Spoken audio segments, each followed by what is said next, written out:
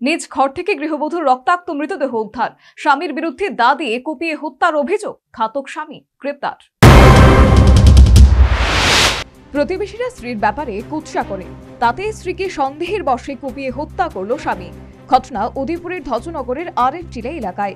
স্থানীয় সূত্রে খবর, ১৯ বছর আগে রাধানগরের রাঙ্গামুড়ার নমিতাদের সঙ্গে বিয়ে হয়েছিল ধজনগরের আরেকটিলার বাসিন্দা আশিসদের সঙ্গে। বর্তমানে তাদের ২ ছেলে এবং ১ মেয়ে রয়েছে।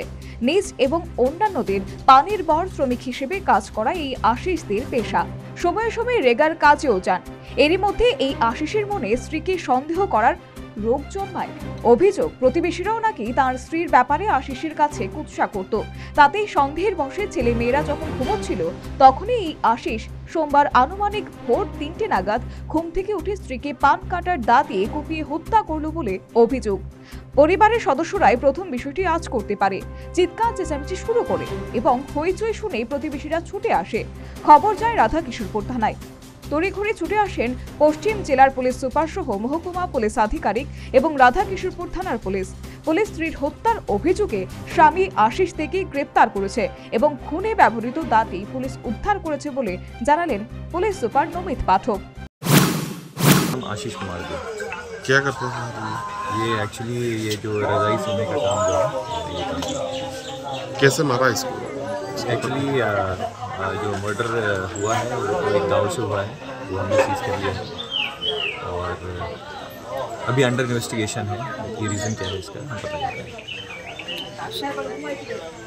सर आसामी को पकड़ा? हाँ, आसामी हमारे हिरासत।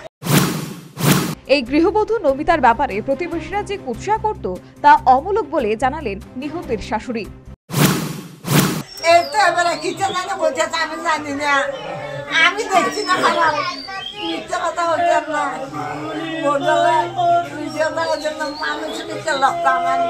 ঘটনাটা কি হয়েছে, কি শুনছেন আপনি? আপনার কি হয়? আমি শুনছি কালকে আমার হইতেছে, আমি তো পিতা হয়তো মা আমার মানুষ হলে গীতা জানে হয়, আমি গীতা হয় আমার বলে বাইরে করে গেছে গো। আজা বাবা দোয়া, আমি তোর মা, আমি বুড়ো হারে মিথ্যে কথা হইতাম না। আমার সমস্যা নয়, আমি দেখছি না বাবা একদূর। পুলিশ অভিযুক্ত স্বামী আশিসকে গ্রেপ্তার করে আরকিপুর থানায় নিয়ে গেছে এবং নিহত নমিতার দেহ ময়নাতদন্তের জন্য টেপানিয়া হাসপাতালে পাঠানো হয়। সর্বোপরি উদয়পুর ধজনগরের আরএফ টিলার স্বামীর হাতে স্ত্রীর খুনের ঘটনায় বর্তমানে গোটা এলাকায় চাঞ্চল্য সৃষ্টির পাশাপাশি শোকের আবহ। Bureau report, news সানগার্ড।